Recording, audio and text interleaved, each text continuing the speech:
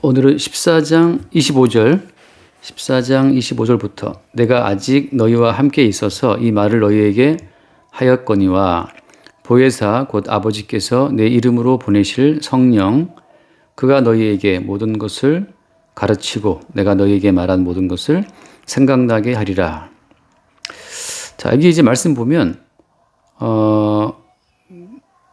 보혜사 성령께서 뭘 하죠? 너희에게 모든 것을 가르친다라고 하잖아요. 그 다음에 내가 너희에게 말한 모든 것을 생각나게 하신다라고 하잖아요. 그러니까 성령이 없이는 우리가 예수님의 모든 것을 배울 수도 없고 예수님께서 말씀하신 모든 것을 생각할 수도 없어요. 그러니까 이제 성령이 없다고 한다면 예수님과 우리는 단절이지. 역사상 예수라는 인물이 있었다더라로 끝날 수도 있고 역사상 있었던 그 예수라는 그 인물은 그냥 뭐 벨라도 총독에 의해서 사형 선고를 받고 죽었다더라 그걸로 끝날 수도 있어요. 그러니까 이 땅에 육체로 오신 그 하나님, 그 예수 그리스도와 우리와의 어떤 연결, 우리와의 어떤 관계성이라는 것은 보혜사 성령이 있을 때만 가능한 거예요. 그러니까 이제 보혜사 성령이 없다고 치면 그러니까 성령을 받지 않은 사람들은 어떻게 예수를 봐? 역사적인 예수로 보겠죠. 그래서 이제 또 혹은 뭐 종교적인 인물로 예수를 보기도 하고 그러니까 예수님에 관한 뭐 다양한 어떤 해석이 있고 또 관점들이 있잖아요. 근데 중요한 건 뭐냐면 그 예수가 누구인가라고 하는 것은 누구만이 말할 수 있다는 거야. 여기 말씀처럼 보혜사, 그죠? 아버지께서 내 이름으로 보낸 성령, 그가 모든 것을 가르치고 그가 너희에게 내가 말한 모든 것을 생각나게 하신다라고 되어 있거든. 그러니까 성령께서 오시지 않으면 정말 예수에 관한 다양한 그냥 각자 개통철학이 나올 수도 있고 해석이 나올 수도 있어요. 그럼 이제 문제는 뭐냐 하면 그럼 보혜사 성령을 받아서 그 성령의 가르침을 받아서 예수님을 알게 된 건지 아니면 그냥 역사적인 어떤 자료들을 보고 예수를 알게 된 건지 어떻게 알 수 있을까? 그 사람이 말하는 그 예수가 보혜사 성령에 의해서 가르침 받고 말하는 예수인지 아니면 그냥 자기 생각대로 사상을 따라서 역사적인 어떤 그런 자료들을 따라서 떠드는 예수인지를 어떻게 알 수 있겠어요? 그래서 이제 그러기 때문에 이 방금 말했던 이 질문이잖아.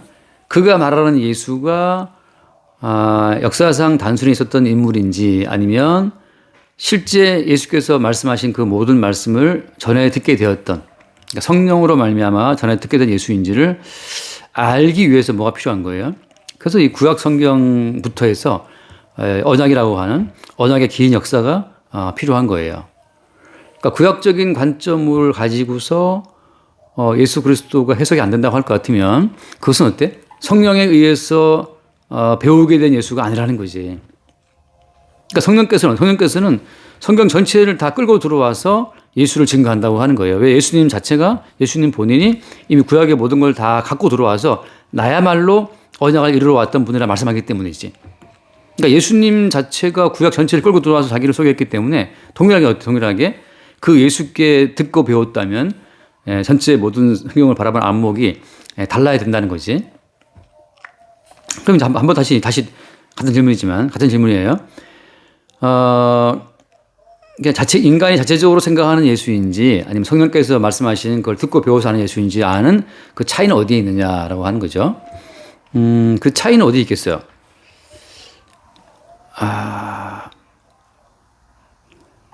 일단 뒤에 말씀 볼게요. 뒤에 말씀. 27절. 평안을 너희에게 끼치노니 곧 나의 평안을 너희에게 주노라. 똑같은 거예요, 이제. 예수님께서 말씀하신 모든 평안은 보혜사 성령을 통해서만 우리에게 전달되는 거야. 그러니까 예수님 말씀, 내가 너에게 줄게, 나의 평안을 너에게 준다 이렇게 말할 때 예수가 주시는 평안이라고 하는 것은 어떻게 우리에게 전달되는 거예요? 보혜사로 말미암아서 우리에게 오는 거지. 그러니까 예수가 주시는 평안이라고 하는 것을 받은 사람들은 그 예수가 주시는 평안의 원천이 어디에 있는지도 알 수 있는 거죠. 어떻게 예수님께서는 평안을 준다고 말씀하시는 거지? 다시 말하면 우리 가운데 평안이 사라진 이유는 뭐 때문이에요? 그 뒤에 말씀 맞아볼게요. 내가 너에게 주는 것은 뭐라고 되어 있어? 세상에 주는 것 같지 않다. 너희는 마음에 근심하지도 말고 두려워하지도 말라 이렇게 되어 있다고요. 자, 우리가 평안이 없고 걱정하고 근심하게 되는 그 모든 이유는 뭐 때문이었지?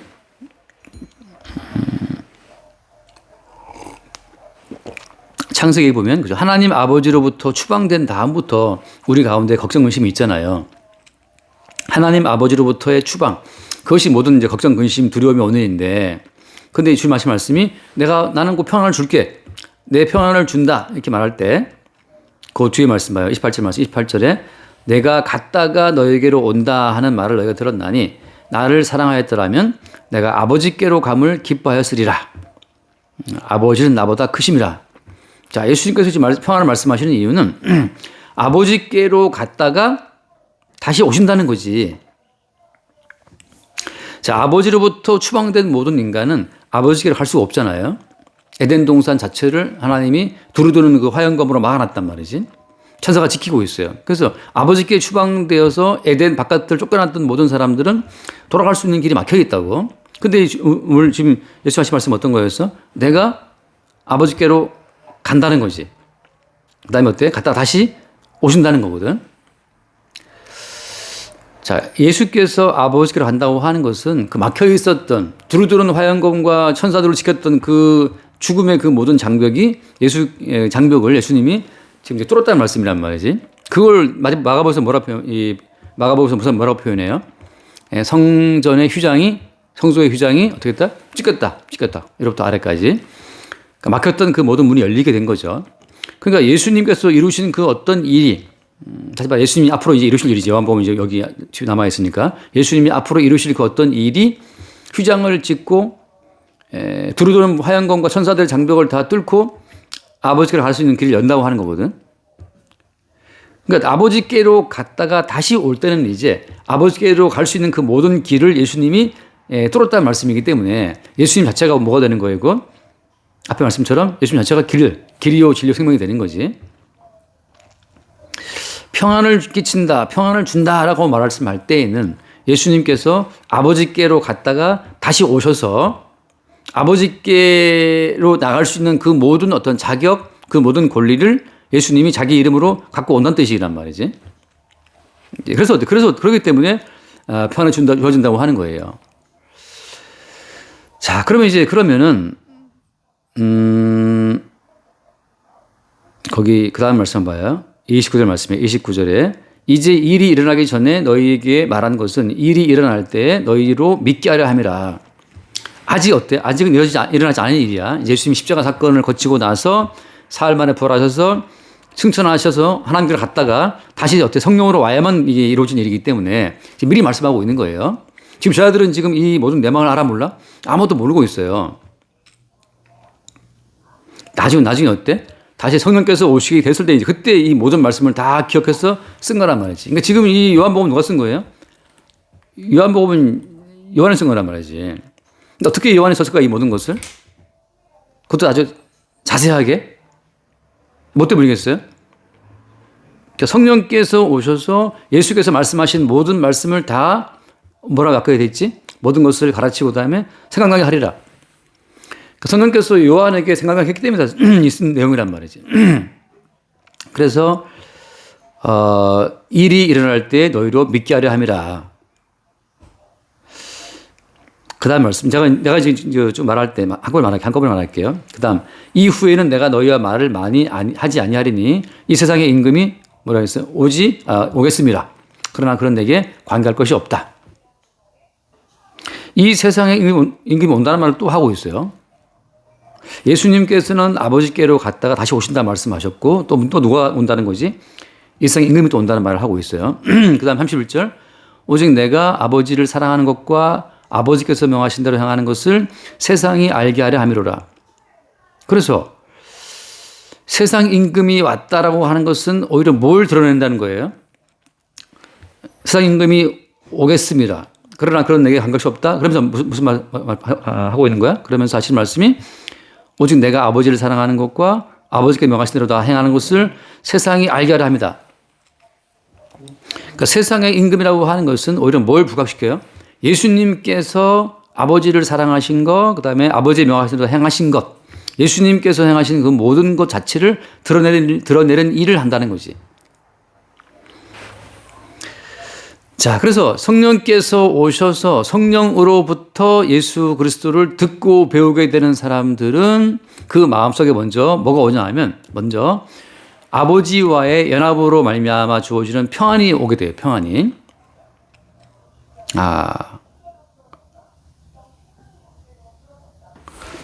한 번만 읽어보자. 요한복음 5장 잠깐 볼게요. 요한복음 5장 24절 말씀.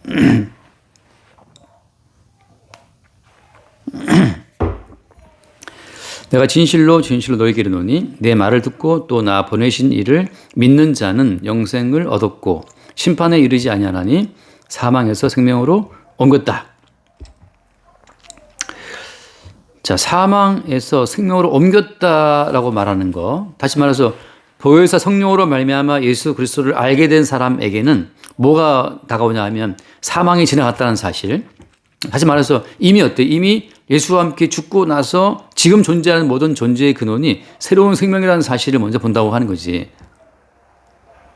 근데 이게 짧은 말이지만 이게 전체 구약의 모든 걸 다 담고 있는 거예요. 자, 예를 들어서 말해볼게. 잠깐 시편을 볼게요. 시편 51편. 어떤 내용인지 알지? 시편 50편. 다윗이 밧세바하고 동침한 이후에 지은 시란 말이지. 그래서 51편 2절 말씀 보면 2절에 나의 죄악을 말같게 씻으시며 나의 죄를 깨끗이 제하소서. 그 다음에 4절 말씀에 3절 물은 나는 내 죄가를 아오니 내 죄가 항상 내 앞에 있나이다.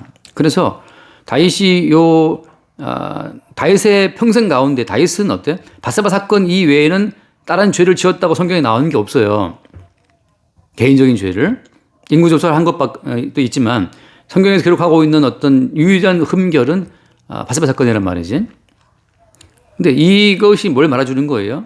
거기 5절 말씀에 내가 죄악 중에 출생하였으며 어머니가 죄 중에서 나를 잉태한 나이다. 그래서 다윗이 왕이 되어서 범했었던 요 유일한 간음죄와 살인죄 요 사건으로 말미암아서 이스라엘의 본질이 드러나. 그게 뭐죠? 이스라엘의 어떤 본질은 어때? 그냥 하나님 보시기에 심판을 받아 마땅한 죄인이라는 사실. 죄인이기 때문에 어때요? 죄인이기 때문에 하나님의 심판은 어떠다? 당연한 거죠. 근데 이것이 문제는 뭐냐면 다윗 개인의 범죄와 다윗 개인의 범죄로 인한 심판이 아니고 뭘 포함하는 거야 이게? 전체 이스라엘 모든 민족이 이스라엘 전체가 다 죄인이고 그 죄로 다 죽어야 된다는 그 사실을 다시 증거하고 있는 거거든. 자, 그래서 이것이 어때? 이것이 이스라엘 민족이 존재하게 된 가장 중요한 이유가 돼. 다시 말하면 이스라엘 민족은 하나님 보시기에 죽어 마땅한 죄인의 민족이 맞습니다라고 하는 것을 알 때까지만 존재 가치가 있는 거야. 이제 어때? 다윗의 이후부터는 이제 이스라엘은 내리막길이야. 이스라엘은 계속 이제 왕국은 분열되고 결국 어떻게 돼요? 계속 분열 왕국 가운데 범죄가 드러나고 마지막에 바벨론 제국에 망하게 된단 말이지. 그러니까 다윗의 요 발견, 하나님께서 다윗을 통해서 그의 완전한 죄를 드러내시고 그 죄로 인해 죽음 마땅함을 확인시키신 다음에 그다음에 뭐가 나오죠? 그다음에 거기 읽어볼게. 51편 이제 14절도 보면 나오지만 하나님이여 나의 구원의 하나님이여 피 흘린 죄의 나를 건지소서. 그렇게 한 다음에 17절 하나님께서 구하시는 제사는 상한 심령이라. 하나님이여 상하고 통회하는 마음을 주께서 멸시하지 아니하시리이다. 자, 이 고백이 이스라엘 민족의 존재의 의미야. 바꿔 말하면 어때요? 이스라엘 민족의 존재의 의미이기도 하고 어때요? 모든 성도의 존재의 의미는 뭐냐 하면 상한 심령이에요. 나라는 존재가 하나님 보시기에 죄악 중에 출생했고 죄 가운데 살다가 죄로 말미암아 심판을 받고 죽어야 된다는 그 사실을 보게 되는 그 지점이 그것이 이스라엘 민족, 그러니까 다윗을 대표로 하는 이스라엘 민족의 도달 지점이고 모든 성도의 도달 지점이라고 하는 거죠. 여기까지 와야 그 다음에 뭐가 나와? 그 다음에 나오는 것이 뭐냐? 18절 말씀인데 주의 은택으로 시온의 선을 행하시고 예루살렘 성을 쌓아소서. 자, 그래서 어때? 이제는 주의 은택으로 주의 은혜로 말미암아 세워지는 새로운 성이 있다는 거지. 여기서부터 이제 분열되는 거예요. 무슨 말인가? 여기서부터 이제 땅의 예루살렘과 은혜로 세워지는 새로운 예루살렘이 이렇게 분리된다고, 분리. 땅의 이지혜와 은혜로 세워지는 이지혜가 분리되는 거예요. 땅에 있는 정춘하와 정춘하를 찍고 나오는 은혜의 어떤 결정체의 정춘하가 이게 분리되는 시점이 어디냐 하면 이것이 자기의 죄인됨을 보게 되고 죄로 인해 죽어 마땅한 자들에게 베푸시는 그 은혜. 그러니까 어때요? 옛사람으로서 정춘하는 이미 죽어버리고 나서 주님의 은혜로 인해 세워지는 새로운 정춘하가 나온다는 거지. 그래서 이스라엘 민족은 이때 다윗의 범죄를 기점으로 해서 사실은 땅의 이스라엘과 하늘의 이스라엘, 땅의 예루살렘과 하늘의 예루살렘이 분리되는 거지.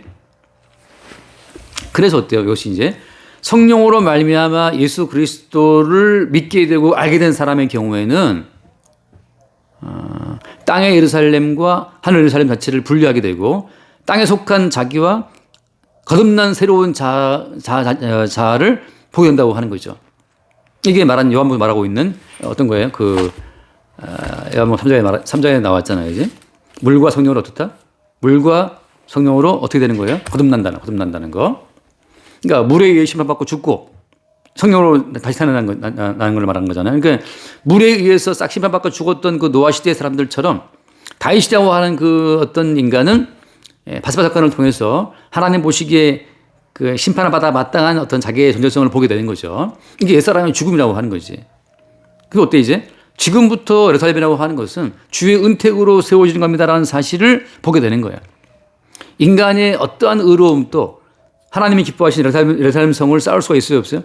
쌓을 수 없는 거지. 똑같아요. 어떤 인간의 노력과 헌신으로도 교회를 세울 수는 없어요. 모든 인간은 다 죄악 가운데 출생해서 죄악 가운데 살다가 죄로 말미암아 움직이고 있기 때문에 오직 어때? 오직 주의 은택으로만 교회가 세워진다는 사실을 보는 거지. 그래서 성령으로 예수 그리스도를 알게 되는 사람은 바로 그 예수 그리스도가 마땅히 죽어야 될 나를 대신해 죽은 분이라는 사실을 본다고 하는 건데 그 말은 무슨 말인가요? 십자가에 예수가 죽었다고 하는 건 사실은 누가 죽었다는 거야? 내가 죽었다는 거지. 십자가에 죽은 예수를 바라본다고 하는 것은 곧 나의 죽음을 인정한다는 거거든요. 그러니까 성령으로 예수님을 보게 되는 사람은 어떤 예수를 보게 되는 거예요, 이제? 항상 십자가에 못 박힌 예수를 본다는 거지. 십자가에 못 박힌 예수를 본다고 하는 것은 무슨 말이냐? 그것은 곧 내가 바로 하나님 보시기에 죽어마땅한 죄인을 본다는 거예요. 자, 다시 한번 이제 돌아와서 신학에서 돌아와서 볼게요. 이게 고린도전서 볼게요. 고린도전서 2장을 보면 내 목이 좀 이상하다. 고린도전서 2장 거기 2장 2절 말씀 보면 2장 2절에 2장 2절을 보면 내가 너희 중에서 예수 그리스도와 그가 십자가 못 박히신 것 외에는 아무것도 알지 않기로 작정했다고 하거든. 2장 2절에. 근데 요 말을 하면서 어떻게 하냐면 그 뒤에 말씀하여 4절을 볼게요. 내 말과 내 전도함이 설득력이 있는 지혜의 말로 하지 아니하고 다만 성령의 나타나심과 능력으로 하여라고 하거든. 자, 다시 말해서 그러면 성령의 나타나심 능력은 뭐냐 하면 오직 어때? 성령의 나타나심이라고 하는 것은 예수 그리스도와 못 박히신 것을 갖고 드러난다고 하는 거죠. 자, 다시 성령으로 배웠다는 성령께서 증거한 예수라고 하는 것은 못 박혀 죽으신 예수라고 하는 거예요. 인간의 어떤 조롱한 가치를 살려주는 예수가 아니고 마땅히 죽어야 될 죄인인데 그 죄인 대신 못 박히신 예수를 증거하는 식으로 성령은 예수를 증거한다고 하는 거지. 그러니까 성령을 받아서 예수를 보게 되는 사람은 누구든지 뭘 본다는 거예요? 예수 그리스도와 그가 십자가에 못 박히신 것 외에는 아무것도 안 본다는 거지. 그러니까 성령을 통해서 예수를 듣고 배우고 깨달은 사람들은 십자가 못 박히신 예수 그리스도만 보는 거예요. 나머지 예수는 다 성령을 통해서 알게 된 예수가 아니고 그냥 세상이 말하라는 예수고 또 어때요? 이 세상 임금이 말하라는 가짜 예수예요. 가짜 예수. 그래서 이제 실질적으로 어때요? 이스라엘 역사를 보게 되면 다윗 왕국, 다윗 이후에는 이제 이스라엘은 껍데기 이스라엘이기 때문에 결국은 어떻게 돼? 가만히 보면 요즘은 에스겔 살고 있는데 이사야, 예레미야, 에스겔 전부 다 공통점이 뭐냐 하면 다윗 이후에는 이제 껍데기 이스라엘이기 때문에 계속해서 멸망을 이야기해요. 그냥 포로로 끌려가라, 망한다, 죽는다. 이 반복적인 선지자들의 메시지거든. 단지 어때? 단지 여호와의 영을 받지 못한 가짜들은 말하기를 우리에게 성전이 있고 율법이 있으니까 안 망한다고 말하거든. 근데 어때? 이미 율법과 선지자의 모든 핵심이 되는 그 언약의 핵심은 이미 다윗의 고백 속에 다 들어있고 끝났어요. 그때로 이미. 하나님께서 예루살렘을 세우신 본래의 취지는 다 이미 끝났다고 이제. 어떤 취지야? 예루살렘이라고 하는 것은 은택으로 세워진다. 어떤 은택이야? 밧세바를 범하고 자기 부하를 죽였던 그 다윗의 파람치한 모든 죄가 다 이제 드러나는 그 적발되는 시점이기 때문에 하나님의 심판 외에는 예루살렘은 답이 없어요. 답이 없어. 근데 그 마땅히 심판받아야 될 그 예루살렘을 대신해서 누군가가 죽었고 누군가의 죽은 그 죽음에 근거한 은택으로 예루살렘에 있다고 하는 거지. 그래서 예루살렘은 어떻게 예루살렘은 하늘로 올라가 버려요. 그러니까 다윗의 고백, 다윗 왕국 이후에 예루살렘은 땅에 있지 않고 어떻게 돼? 하늘로 올라가 버린다는 거지. 한번 읽어볼게요. 요한계시록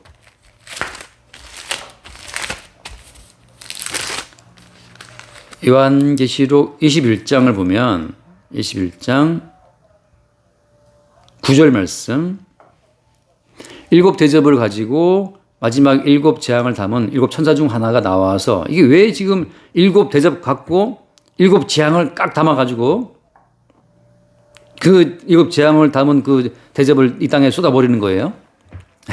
이 땅에는 지금 어때? 이 땅에는 예루살렘이 없어 이제.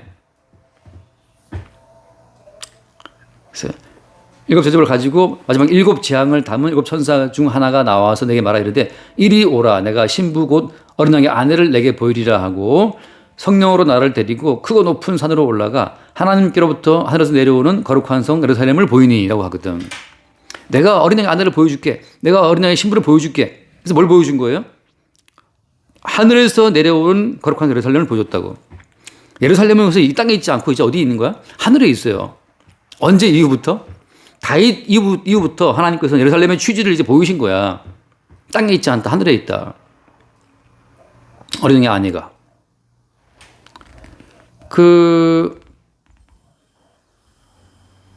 그다음에 앞에 볼게요. 21장 거기 21장 2절 말씀 보면 2절에 1절 볼게요. 또 내가 새하늘과 새 땅을 보니 처음 하늘과 처음 땅이 없어졌고 바다도 다시 있지 않더라. 2절 또 내가 보매 거룩한 성 새 예루살렘이 하나님께로부터 하늘에서 내려오니 그 준비한 것이 신부가 남편을 위하여 단장한 것 같더라.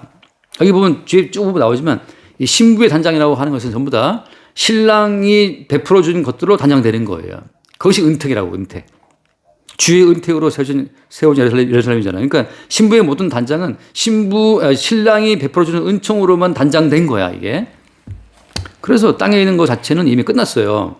자, 그래서 이제 결론적으로 말하면 성령으로 말미암아 예수를 배우게 되면 땅에 있는 나 자신과 땅에 있는 나의 가족과 땅에 있는 내 교회와 땅에 있는 내 나라와 땅에 있는 모든 세상 자체는 이미 어때? 이미 끝났다는 사실을 매일매일 확인받는 거야. 진짜 교회는 이 땅에 있지 않고 어디에 있다? 하늘에 있다. 그거 말해주는 거고. 참된 예루살렘은 어디에 있다? 땅에 있지 않고 하늘에 있다는 사실을 또 증거해 주는 거죠. 그게 바로 뭐냐 하면 십자가 못 박히신 예수 그리스도를 앞세워서 보혜사가 찾아온다고 하는 거예요. 십자가에 죽임당한 예수 그리스도를 쭉 앞세워서 세상 전체가 어때? 하나님의 심판 가운데 있다는 사실을 증거하는 거지. 아까 요한복음 돌아와서 정리해 봅시다. 요한복음 돌아와서 보면 아까 그 얘기 있잖아. 이 세상 임금이 뭐라 했지? 오고시다. 요한복음 14장. 이후에 내가 너희와 말을 많이 하지 아니하려니 이 세상 임금이 오겠습니다. 물론 이제 이 임금은 그 당시에 예수님을 체포하러 오는 어떤 그 빌라도와 대제사장들과 그런 무리들을 일단 잠깐 보여주는 거예요. 짧게 보면. 그러나 그런 내게 감각할 것이 없다. 이렇게 말하면서 결국은 뭘 말하는 거냐 하면 요한복음 그 뒤에 볼게요. 16장 말씀. 16장. 요한복음 16장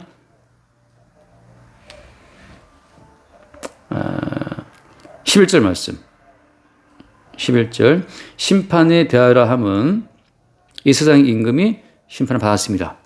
이게 무슨 말이냐? 앞에 그거 나오지만 보혜사가 와서 그가 와서 죄에 대하여 의에 대하여 심판에 대하여 세상을 책망하시라 했잖아요. 그 죄에 대하여 의에 대하여 심판에 대하여 세상을 책망할 때 세상 심판에 대한 것은 뭘 말하는 거예요? 이 세상 임금이 심판을 받았다는 거지. 다시 말해서 땅의 예루살렘이 어때? 심판을 받은 거죠. 한번 예를 들어볼게. 요한계시록 몇 장이냐? 13장, 11장. 요한계시록 11장에 보면 두 증인이 죽거든. 두 증인의 죽음이 나오는데 그들의 시체가 큰 성 길에 있으리니 그 성은 영적으로 하면 소돔이라고도 하고 애굽이라고도 하니 곧 그들의 주께서 십자가에 못 박히신 곳이라. 이게 어디를 말하는 거예요? 예루살렘을 말하는 예루살렘. 예수가 못 박혀 죽은 곳이 예루살렘이잖아요. 그러니까 그들의 주님 못 박히신 곳이다. 십자가에. 예루살렘인데 그 예루살렘을 뭐라고 부르고 있는 거예요? 그 예루살렘을 영적으로 하면 소돔이고 그다음에 애굽이라고 한다는 거죠. 그러니까 이 땅의 예루살렘은 이미 끝났어요. 다 소돔이고 다 애굽이야. 이 땅 전체는 다 세상 임금이 통치하고 있는 소돔이고 애굽이라고 하는 거지. 예루살렘은 지금 어디 있냐? 위에 올라갔다는 거죠. 그러니까 보혜사가 오셔서 성령으로 말미암아 예수 그리스도를 배우게 되면 십자가에 죽임당하신 예수와 함께 이 세상은 이미 심판을 받고 끝났다는 사실을 보여주는 거야. 십자가에 죽임당하신 예수와 함께 이 세상 전체는 이미 끝났다. 역사의 종말이라. 끝이야. 끝. 이 땅에는 어때? 이 땅에는 예루살렘도 없고 교회도 없고 참된 어떤 그 성도도 없는 거죠. 그럼 오직 뭐냐? 참된 성도, 참된 교회, 참된 예루살렘은 어디 있냐 하면 은퇴로 말미암아서만 순간순간 드러난다고 하는 거예요. 그래서 이제 항상 성령께서는 우리의 껍질을 깨고 우리 안에서 참된 그 성도를 은퇴로 끄집어내는 거예요. 따라서 어때요? 구원된 모든 성도는 자기의 어떤 결정 자체가, 자기의 어떤 결론 자체가 주의 은퇴인 걸 알지, 은혜인 걸 알지. 자기 삶 전체가 은혜 덩어리인 걸 알아요. 거기에 인간적인 요소가 없다는 것을 안다는 거지.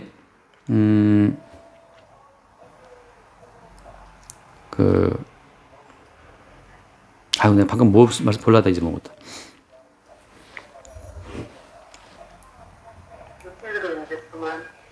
우리의 껍질을 뺏고 참된 성도들.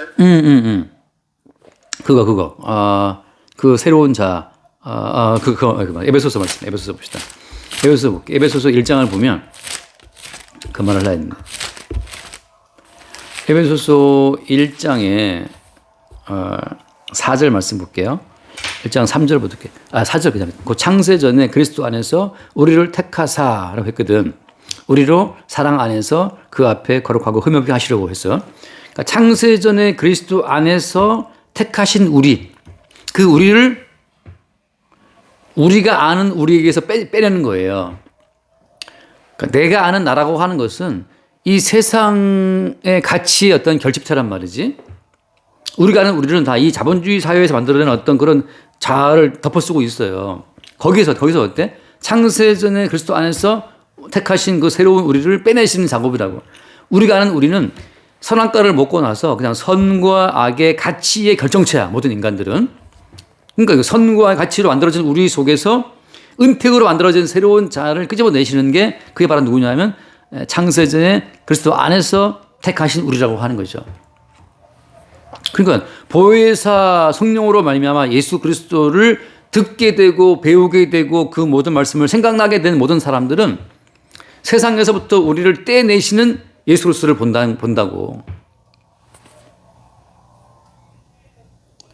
선악 가치에 붙들려 있다가 거기서 빠져나오는 나를 본다는 거지.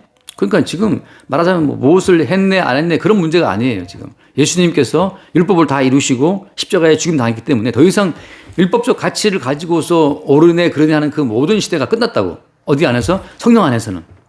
근데 그 보혜사가 오셔서 예수를 증거하게 되면 너의 모든 율법적인 모든 그 하자 문제를 예수님이 십자가에 못 박힘으로 끝났다는 사실을 알게 하시는 거고, 십자가에 죽으신 예수 안에서 어때요? 모든 문제가 끝났고, 모든 사망이 끝났고, 모든 죄가 끝났다는 사실을 보고, 오직 예수로서의 그 피로 말미암아 지어지는 거룩한 성 예루살렘, 어린 양의 아내, 어린 양의 신부, 그 신부됨의 자아로 자기를 보게 된다고 하는 거죠. 그 사람들 읽고 마치자. 그 에베소서 아까 봤지. 에베소서 1장 그 뒷부분 한번 읽고 마칠게요. 오늘 왜 이렇게 목이 아프지 모르겠다. 에베소서 1장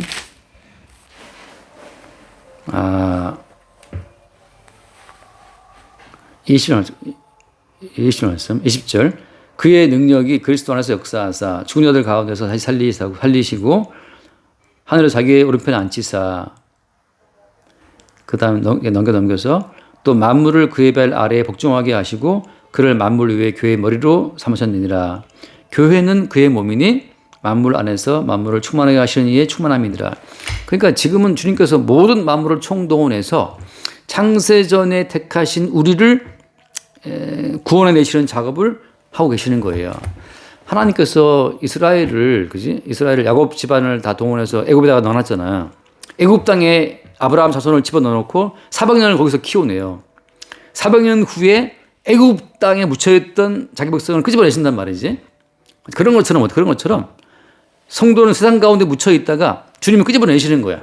어떤 성도를 끄집어내시는 거예요? 창세전에 그리스도 안에서 택하신 그 우리를 빼내시는 작업이지. 동일하게 어때요? 아브라함의 자손을 애굽 땅에서 빼내시는 작업이 출애굽이었잖아요. 그런 것처럼 주께서는 이 땅에서 우리를 빼내실 때에 창세전에 택하신 그 우리의 그 자아를 갖고 빼내시는데, 그 자아는 누구냐? 그리스도 예수의 살과 피의 은총으로 생성된 그리스도 예수의 살과 피의 결정체. 그래가지고 마지막에 애굽 땅에서 10번째 재앙 때 어린 양의 피 발라갖고 끄집어내신다고. 그들의 모든 생명은 어디 안에 있는 거예요? 어린 양의 피 안에 있는 거라고. 그래서 모든 성도는 그리스도 예수 안에 있는 자기 자아를 새롭게 바라보는 거죠. 나의 살아있음, 나의 숨쉬는 것, 나의 가정생활, 나의 교회생활, 전부 다 이것이 그리스도 예수의 피 흘림 속에서 이루어진 작업이기 때문에 현재 성도는 먹고 마시는 그 모든 전부 다 그것이 어린 양 예수로서의 피의 결정체로서 존재하고 있다는 거지. 나의 나됨은 어때? 나의 나됨은 주의 은택의 결과물이고, 나의 나됨은 주의 은혜의 결과물이라는 사실을 고백하는 거예요. 똑같이 예루살렘의 은택에 서다는 그 다윗의 고백이나 나의 나됨은 은혜였다는 고백한 그 바울의 고백이나 같은 맥락으로 이어지는 거죠. 그러니까 성령으로 말미암아 예수를 배우게 되면 십자가에서 매일매일 이전에 나가 죽게 되고 새로운 나가 생산되는 과정을 보게 되는 거예요. 여기까지 합시다. 다음 주부터 15장.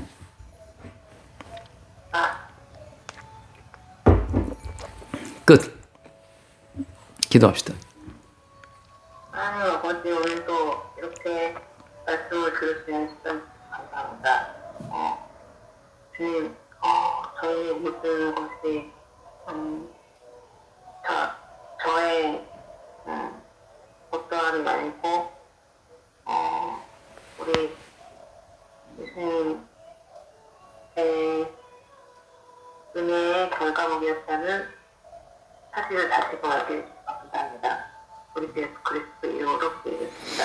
아멘. 주님, 그리스도 예수의 성령을 받은 다음부터 이제 우리 인생이 껍데기임을 보게 하시고, 이 껍데기 속에서 늘 새롭게 생산되는 어린 양의 아내, 어린 양의 신부, 창세전에 택하신 그 우리의 어떤 실체를 늘 새롭게 보게 하여 주옵소서. 어린 양의 살과 피의 결정체로만 등장되는 그 새로운 자아를 보는 즐거움이 우리의 삶 가운데 충만하게 하여 주옵소서. 우리 주 예수님을 보여드립니다. 아멘. 까지 할게요.